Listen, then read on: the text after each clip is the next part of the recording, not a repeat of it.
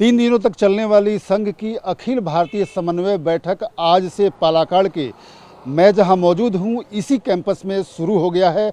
और आज ये अहेलिया का जो कैंपस है यहां पे संघ के तकरीबन 320 अधिकारी बैठकर चिंतन मनन करेंगे कि अगले कुछ सालों में, कुछ महीनों में संघ की क्या रण योजना हो सकती है, क्या योजना हो सकती है, क्या भूमिका हो सकती है और बीजेपी के साथ पार्टिकुलर किस तरह के संबंध संपर्क और उसके साथ रिश्तों में कैसे सुधार लाया जाए, इन तमाम विषयों पर चर्चा होनी है।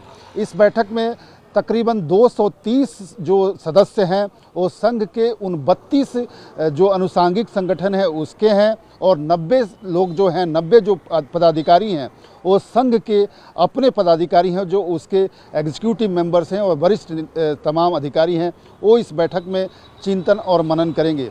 इस बैठक में सबसे जो महत्वपूर्ण मुद्दा रह सकता है, रहने वाला है, वो है बांग्लादेश में हिंदुओं की जो स्थिति है और उसके बाद जो विस्थापन की उनकी स्थिति बनी है, उसके बाद उनके पुनर्वसन पे क्या किया जा सकता है, क्या कर सकती है सरकार, इन तमाम विषयों पे चर्चा हो सकती है। इसके साथ ही बीजेपी के साथ उसके जो संबंध है, जो पिछले दिनों थोड़े खटास की चर्चा थी, उसमें कैसे बेहतर और उसको बनाया जा सकता है, इस पर चर्चा हो सकती है।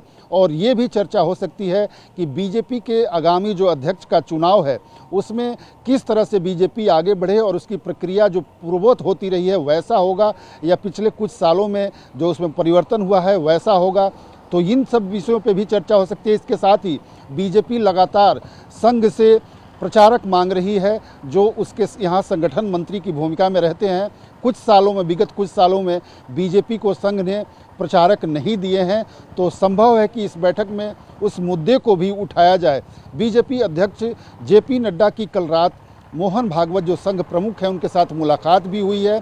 तो ये पहली मुलाकात है जो लोकसभा चुनाव के बाद जो स्थितियां उत्पन्न हुई हैं उसके बाद पहली ये मुलाकात है। तो कहीं ना कहीं जो एक ब्रेक थ्रू है, जो एक बर्फ़ पिघलने की बात है, वो भी सामने खुलकर अब आ रही है। आगामी 4 राज्यों में विधानसभा चुनाव जो होने हैं, जम्मू कश्मीर, हरियाणा और उसके बाद महाराष्ट्र और झारखंड, उसमें संघ और उसके अनुसांगिक संगठनों की भूमिका पर थोड़ी चर्चा जरूर होगी, क्योंकि माना जा रहा है कि लोकसभा चुनाव में संघ के तमाम जो 32 अनुसांगिक संगठन हैं उन्होंने बहुत आगे बढ़ चढ़कर रोल अदा नहीं किया था।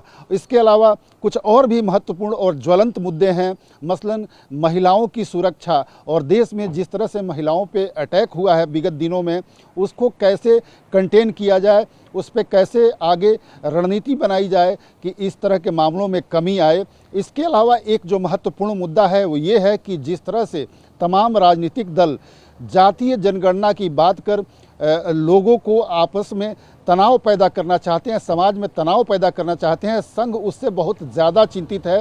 संघ को ऐसा लगता है कि इससे हिंदू वोट बैंक में बंटवारा होगा और इससे जो एंटी हिंदू सेंटीमेंट है उसको फ़ायदा मिलेगा। तो इसको कैसे रोका जाए, इन पूरी परिस्थितियों को लेकर भी इस बैठक में चर्चा होगी और तमाम अनुसांगिक संगठन, बीजेपी सहित सभी अनुसांगिक संगठनों को आगे बढ़ने कर इसको कैसे दूर किया जा सकता है, इसको कैसे इससे निजात पाया जा सकता है, इन तमाम विषयों पे चर्चा होगी। अंत में जो महत्वपूर्ण बात है कि संघ का शताब्दी वर्ष इस साल से शुरू हो रहा है और दशहरा के साथ ही संघ शताब्दी वर्ष शुरू होगा। तो साल भर मनाए जाने वाले तमाम कार्यक्रमों और उत्सवों के बारे में भी चर्चा होगी जो संघ से जुड़े हुए उसके तमाम अनुसांगिक मनाएंगे।